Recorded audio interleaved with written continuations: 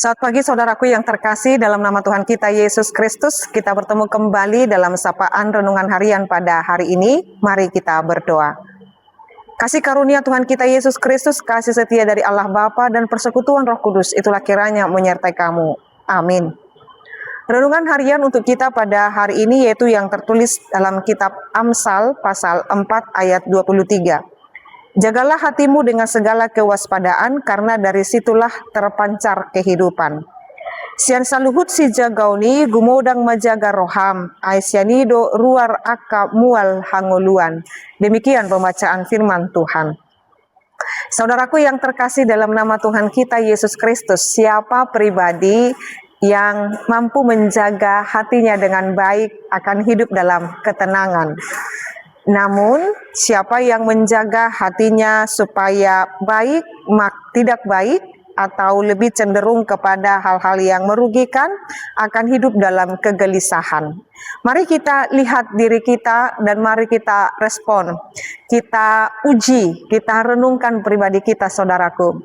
Di dalam setiap hari-hari kehidupan kita, mana yang lebih banyak kita alami, kegelisahankah atau kedamaian? Kegelisahan itu dihasilkan dengan hati yang belum dibereskan.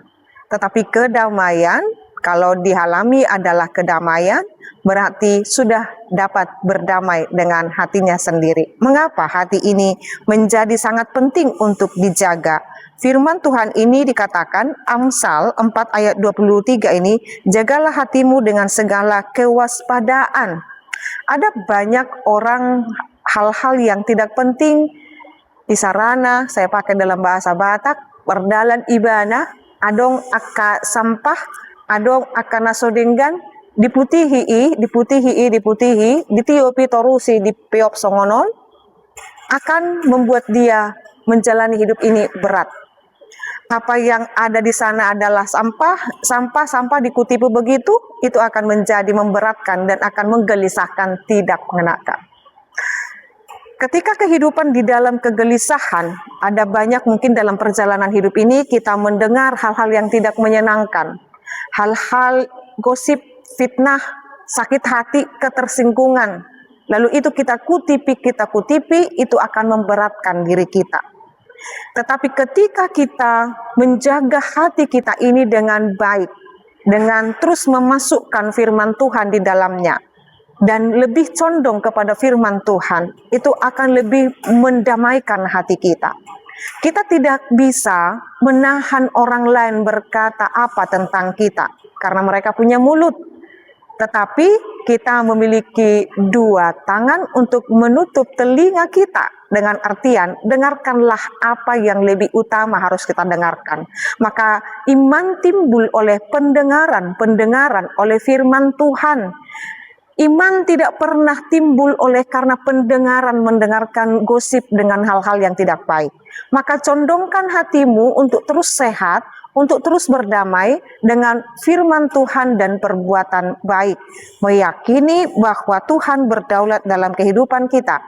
Jagalah hatimu dengan segala kewaspadaan. Demikian juga dengan kita. Di dalam hati kita hendaknya memiliki pemikiran positif terhadap orang lain. Hati kita harus dikelola dengan menyatakan orang lain, kamu juga adalah orang yang berharga di mata Tuhan. Maka aku harus menahan mulutku, tidak memperkatakan perkataan yang tidak baik kepadamu.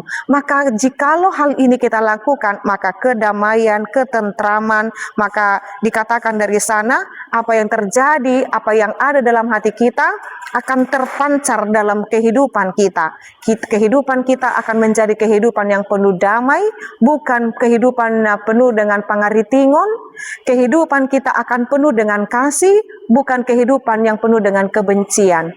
Maka saudaraku yang terkasih, Amsal ini, nasihat ini, firman Tuhan ini menjadi kekuatan bagi kita. Jagalah hati kita dengan segala kewaspadaan.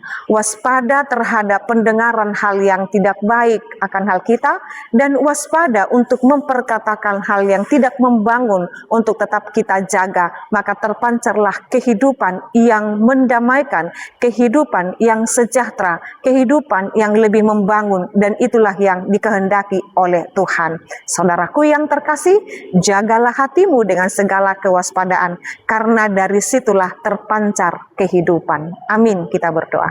Ya Allah Bapa kami sungguh bersyukur firman Tuhan mengajarkan kami untuk kami menjadi pribadi yang berkenan di hadapan Tuhan. Tuhan, mampukan kami menjadi pribadi yang dapat menyenangkan hati Tuhan, bukan malah asik menyenangkan hati diri kami sendiri. Mampukan kami untuk dapat berdamai dengan diri kami sendiri, dan mampukan kami untuk berpikir positif terhadap sesama kami, dan mampukan kami menjadi pribadi yang menyenangkan hati Tuhan. Biarlah kami pembawa kehidupan, bukan pembawa kematian. Biarlah kami pembawa kasih dan sukacita, bukan pembawa kebencian, iri dan dengki. Mampukan kami Tuhan menjadi pribadi yang menyenangkan hati Tuhan, pribadi yang seturut dengan kehendak Tuhan. Dalam nama Yesus Kristus dan pimpinan Roh Kudus kami berdoa dan mengucap syukur. Anugerah daripada Tuhan kita Yesus Kristus, kasih setia dari Allah Bapa dan persekutuan Roh Kudus itulah kiranya menyertai kamu. Amin. Selamat pagi saudaraku yang terkasih, Tuhan Yesus memberkati. Shalom.